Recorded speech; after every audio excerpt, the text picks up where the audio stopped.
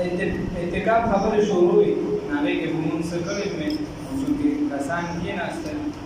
اوس که څوک تفصیلا ګوري دا کتاب هم دلته پروت دی او مونږ هم ورته ناست یو او که داسې تفصیلا نه نو تاسو ته به اجمالا پې صرف ورتېر شو بس نن به را ختم اعتکاف کې ځینې مباحات دي ځینې مکروه دي ځینې حرام دي اعتکاف په حالت کې بعضې خبرې مباح دي مباح هغې ته وایي چې شریعت تا له اجازت درکړې دي که کې وکړې ستا خوښه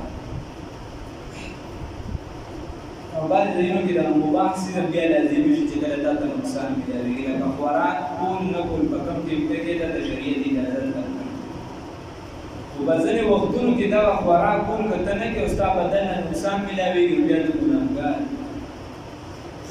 د اعتکاف په حالت کې بعضې خبرې مباح دي مباح هغې ته وایي چې د هغې په کولو او نه کولو کې بنده ته اختیار وي معتکف ته په مسجد کې خوړل څښل اوده کېدل ناسته پاسته هملاسته ټول جایز دي معتکف د خپل ځان یا د خپل بال بل باره کې د هغوی دپاره څه اخیستلو راوستلو خبرې د ضرورت مطابق کولی شي خرید او فروخت دا خبرې په قدر ضرورت جایز دي چې یو کس اعتکاف ته ناست و د هغه بچیان دي د هغه کور والی د هغې لپاره په لاره څه تېرېږي وغیره دې دغه کس جومات ته راوختی شي او د ضرورت خبرې هغه سره کولی شي هغه نه ضرورت سامان اغوښتي شي د ځان لپاره د خپل کور والی لپاره اعتکاف په دغه شان که یو کس تجارت والا دی او د ده یو موشي دي یا چې هر څه دي هغه ته د ضرورت مطابق چې دي د کاروایي حکم کولی شي چې داسې وکړه دغسې وکړه چې کوم څیز ضرورت را کولی شي ټول هر څه به جومات ته نه رامنتقل کړي چې دی د اعتکاف په ځای زیات تجارت ته ناست وي داسې به نه لکه شان که چېرته امام اعتکاف ته ناست و او د یو نه نر زوی هغه وایي چې زه په روژه کې نکاح کوم کولی شي نکاح یو کس طالب علم دی هغه چې دی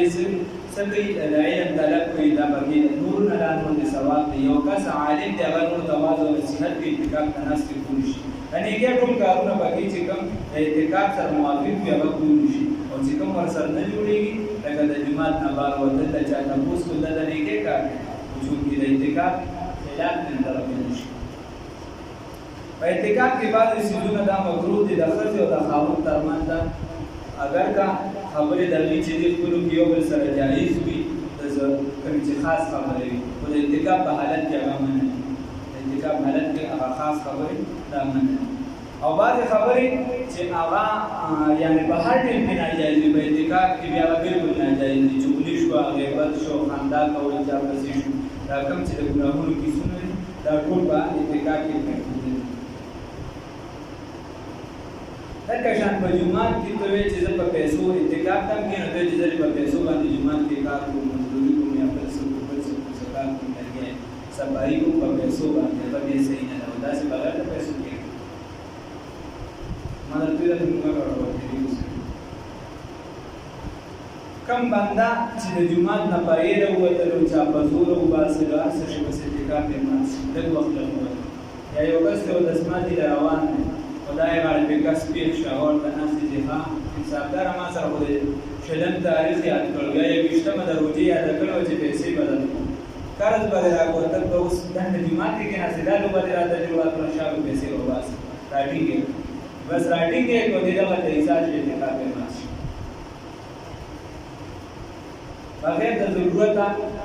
که یو انسان خوله وینځي پوزه وینځي لاسونه وینځي ډېر هم جومات نه بار وتلی شته ځان سره به یو لوښی وساتي هغې کې به دغه هر څه کوي او بیا به اوبه چې دي دا بار څوک خپلی ورځي دغه ځای نه او که بل څوک راځي هغه ته وورځي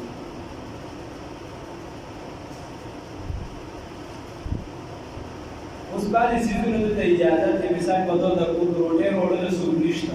یو بل سره د خلکو نه لګي الله ربالعزت د نورای زمانې نه وساتي بلکل چې دی نفرتونه دلته څوک روټۍ نه راوړي بل څه دلته ضرورت دی دی شي یا چې دلته د یخ د اوبه سخت نقصان ورکوي او بل څوک نشته چې یخ د اوبه دلته راوړي دلته د غسل ضرورت وي وغیره دغه څیزونه پسې پرېږدي شي یا دی چې دی اودسمات دی هغه دی په دې وسل حق وغیره دی کې نه شي کولی د دې ځای نه دی شي پورته هم تېر شي باره هم تېر شي بل خوا پاټو هم تېر شي د خپل اودسمات وغیره باندې کولی شي او چېرته دلته دی خپل ضرورت پوره کولی شي د دې ځای نه بیا لرې نه شي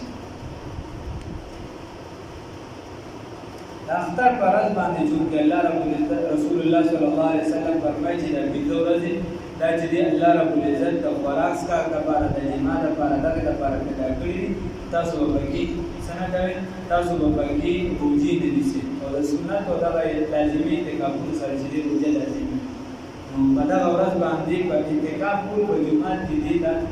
دوی لیکلي چې دا ګناه ځکه دلته د خدای پاک په خوشحالۍ راځي ګرځولي ته درشه خلکو سره میلاو شه چا سره دې روانه یې دوی سره میلاو شه وغیره د خپل خوشحالۍ اظهار لا يمكن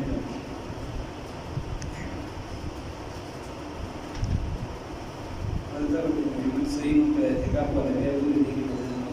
الله رب العزت دې په سمجه سبب ان شاء الله کفاري مسائل لا درا خوشحال الله دې خیر نصیب الله